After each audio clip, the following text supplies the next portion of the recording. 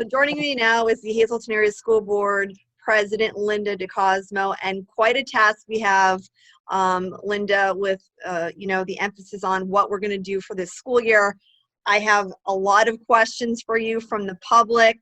I know some of them maybe you might not be able to answer, maybe superintendent can, but thank you for joining us here on SSPTV News. Oh, okay, thank you. Thank you for having me also. So I've asked a lot of my Facebook followers, because we have been getting a lot of flooded with questions over what is happening for the school year. So, essentially, do we have a plan in place? When will that plan be in place? And then what are some of the precautions that we're going to take to keep these kids safe? They have sent a survey, or they've been calling the parents. And at first he told me it was like 50-50, but he said right now, surprisingly, it's more of them staying home than coming to school. A lot of the parents want the children to stay home. If they come, there are a lot of precautions being put in. The children will be distanced.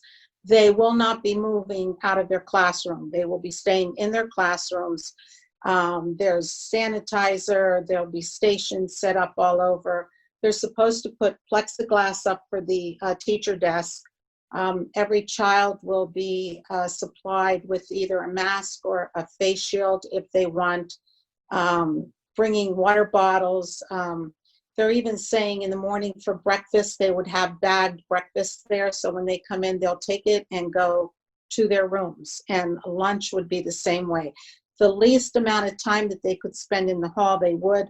The itinerant teachers would be going to the classrooms. The children, other than maybe going to the bathroom, they would not be out in the halls. So he's looking at every single precaution.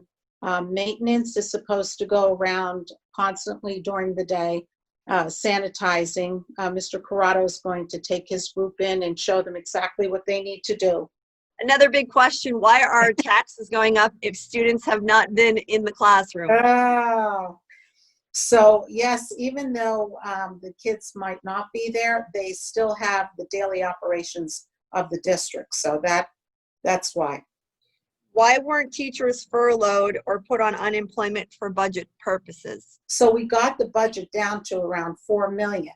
Had the budget stayed at 6 million, there definitely would have been furloughs, quite a few of them. Some of the questions that I'm getting here, and I'm literally flooded with questions. I'm looking on my phone at those questions. How is social distancing and masks going to be monitored on school buses for kids doing online? How will they receive their free lunch?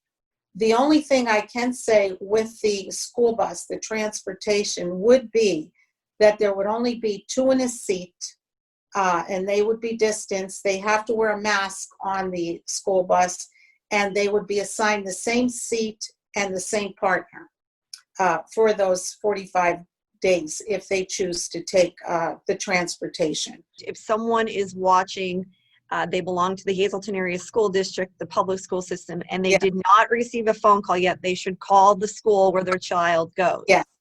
Okay, yes. So that's number one. Number 2, if they did not receive the survey, they can decide there are options. Their kid could either go to school or their child could learn from home. Yes.